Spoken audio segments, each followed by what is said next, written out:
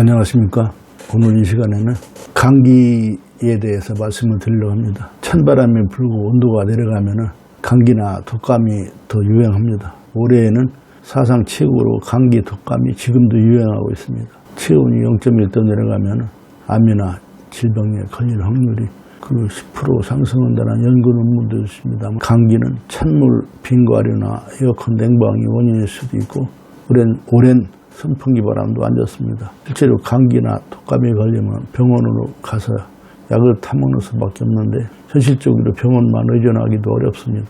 보통 가정에서는 감기에 걸리면 집에 있는 진통제나 종합감기약을 먹고 또 쌍화탕 같은 것을 뜨뜻하게 덮여가지고 한숨 주무시고 나면은 그게 치료법입니다. 그래도 안 나오면 병원에 가고, 근데 문제는 병원에 가면 금방 낫는 분도 있지만 오랫동안 낫지도 않고 고생하시는 분도 있습니다. 심지어 병원에 입원하는 분도 있습니다. 우리가 쉽게 할 수 있는 예방법은 목을 따뜻하게 하고 따뜻한 물을 충분하게 자주 마셔주면 도움이 됩니다. 수분이 부족하면 호흡기 질환은 증상이 더하기 때문입니다. 옛부터 감기나 독감 같은 호흡기 질환은 식재료로도 좋다는 게 많은데 도라지, 수세미물, 작두콩, 공보배추, 돌배나무, 개복숭아 요소, 호두기름, 개걸무, 맹문동, 홍삼 등 아주 헤아릴 수 없이 많습니다.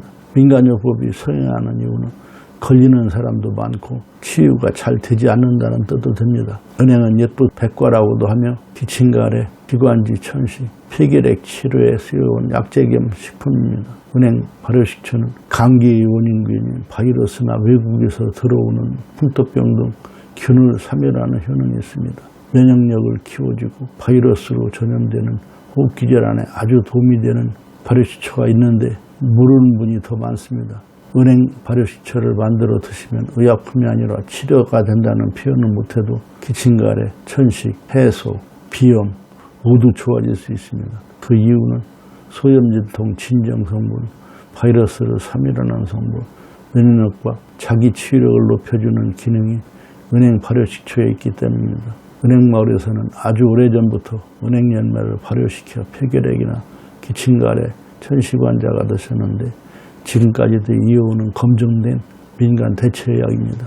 은행 과즙을 오래 발효 숙성을 하면 저절로 식초가 되는데 가을에 만든 은행 발효액을 금방 드시는 것보다 8년, 10년 이렇게 오래 발효 숙성이 될수록 효과 효능이 좋습니다. 은행 발효 식초만으로 기침이나 감기, 코로나 증상에도 아주 효과가 있습니다. 가정에서 몸에 이상이 있을 때 수주잔으로 한 잔 물에 2~3배 회색해야 드시면 감기나 돌림병을 쉽게 극복할 수 있습니다. 급체 식중독 예방도 되고 가정 상비약이라고는 아주 그만입니다. 이상은 한국은행나무연구소에서 알려드렸습니다. 감사합니다.